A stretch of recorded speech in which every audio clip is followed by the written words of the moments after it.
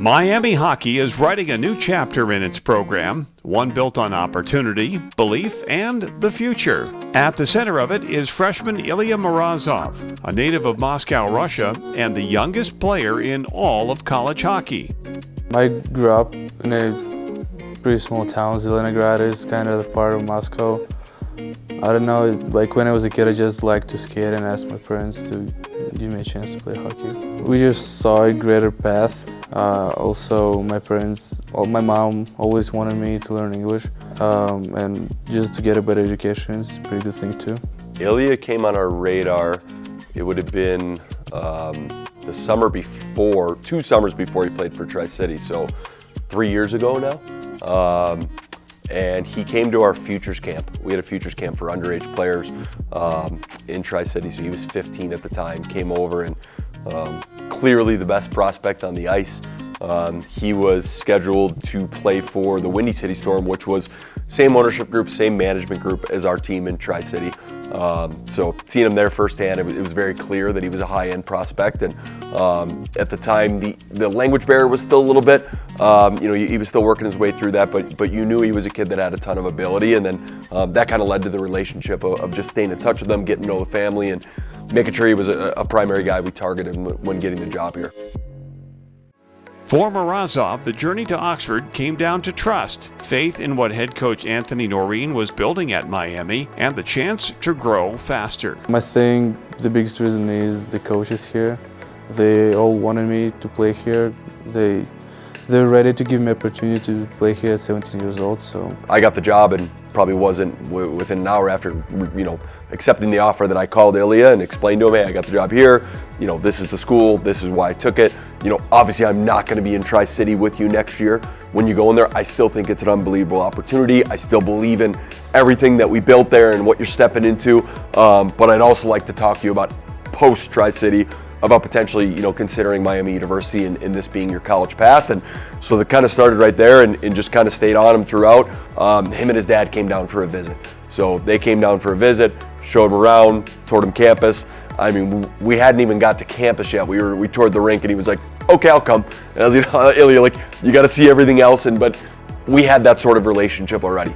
The tender recruiting process is not unlike at all the college recruiting process. So we had already been through this. He knew what to expect from me. I knew what to expect from him. There was a comfort level between the parents and I. Despite his age and nationality, Morozov has handled the transition to college hockey seamlessly, leaning on his skill, maturity, and relentless compete level to find success. I don't know, like I said, got an opportunity, why wouldn't I try? I always was thinking if I can play against better the guys, why wouldn't I? It will make me better. I think there was a lot of outside noise that was questioning that decision, and we never veered on it. And in fact, we were talking about these the other day, the more that, David Nyes, our GM, would be on the road and see him. Troy Thibodeau would watch him every week and watch his shifts with him and talk to him. And every time we would see him or one of us would have a viewing of him, every time we were like, there's no doubt, he's ready. He plays a complete game. He plays a 200-foot game from a hockey perspective.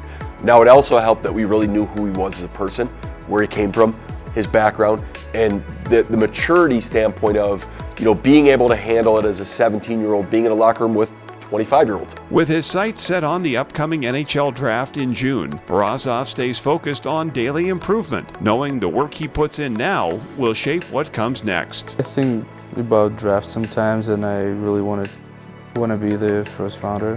It'll give me a lot of advantages in the future. I've been very fortunate, and our staff has been very fortunate to be around a lot of current NHL players and guys that, we had them at a very similar age. So we've seen kind of what the trajectory was, what the path was, what their makeup was, how they practiced. And I'll just keep saying, this kid, of all the prospects I've coached, all the first rounders, all the guys that are playing in the NHL right now, I just think he's right there. For Morozov, chasing his NHL goals starts with doing things the right way every day, and that standard has begun to spread throughout the locker room. Back in November, the RedHawks captured the program's first trophy in nearly a decade, winning the Friendship 4 in Belfast, Northern Ireland. It was very cool. It was really cool to see the Euro. It was really cool to win the first trophy. It's the reason we went in that event, first off. So when our staff took over, we only had 2 open games over the next 2 years to schedule.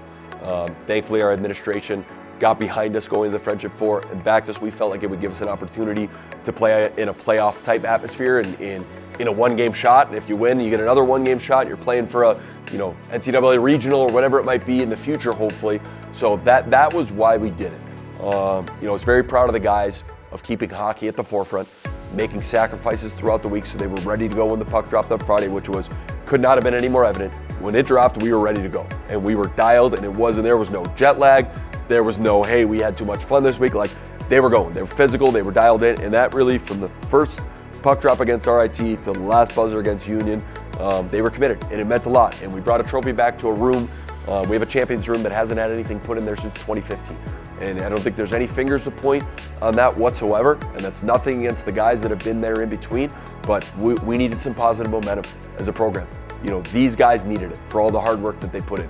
Our administration, our alumni, our university, everybody that's sacrificed so much and continue to believe and support and push for this program. So it did mean something. The work is just beginning, but with a new staff, a new group, and young talented players like Morozov at the core, the future of Miami hockey is moving forward with purpose.